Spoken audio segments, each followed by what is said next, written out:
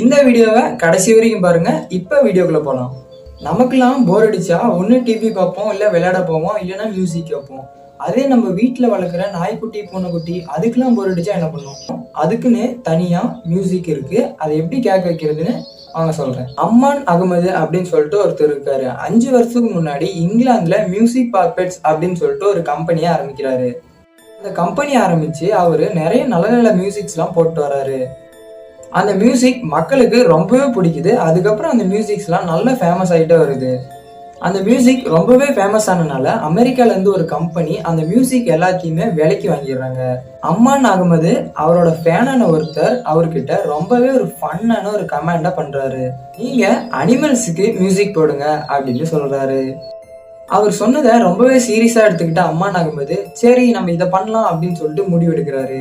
இவ்வளவு நாளா மக்களுக்கு மியூசிக் போட்ட அகமது முதல் முறையா நாய்களுக்கு மியூசிக் போட ஆரம்பிக்கிறாரு. அதுக்கப்புறம் அம்மான் அகமது ஒரு யூடியூப் சேனல் ஆரம்பிச்சு அதுல மியூசிக்கை போட ஆரம்பிக்கிறாரு. மக்களுக்கும் நாய்களுக்கும் அந்த மியூசிக் ரொம்பவே பிடிக்குது. அதுக்கப்புறம் எல்லாருமே அந்த மியூசிக்கை கேட்க தொடங்குறாங்க. அவரோட YouTube channel name relax my dog. இப்போ அந்த சேனல்ல 20 லட்சத்துக்கு மேல சப்ஸ்கிரைபர் இருக்காங்க. அதுக்கப்புறம் ரிலாக்ஸ் மை கேட் அப்படின்னு சொல்லிட்டு ஒரு யூடியூப் சேனல் ஆரம்பிக்கிறாரு. இந்த சேனல்ல இப்போ 70,000 பேருக்கு மேல சப்ஸ்கிரைபர் இருக்காங்க. அவரோட வீடியோஸ்க்கு லட்சக்கணக்கான சப்ஸ்கிரைபர் வந்துகிட்டே இருக்காங்க. அதே மாதிரி வியூஸும் நிறைய போய்கிட்டே இருக்கு. இப்போ கூட நீங்க யூடியூப்ல சர்ச் பண்ணீங்கன்னா அவரோட சேனல் தான் ஃபர்ஸ்டா வரும்.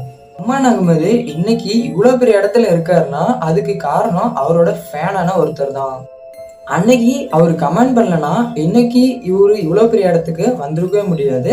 இதை பத்தி நீங்க என்ன நினைக்கிறீங்கன்னு கமெண்ட்ல சொல்லுங்க. மறக்காம நம்ம சேனலையும் சப்ஸ்கிரைப் பண்ணிக்கங்க. நான் உங்களை அடுத்த வீடியோல பாக்குறேன்.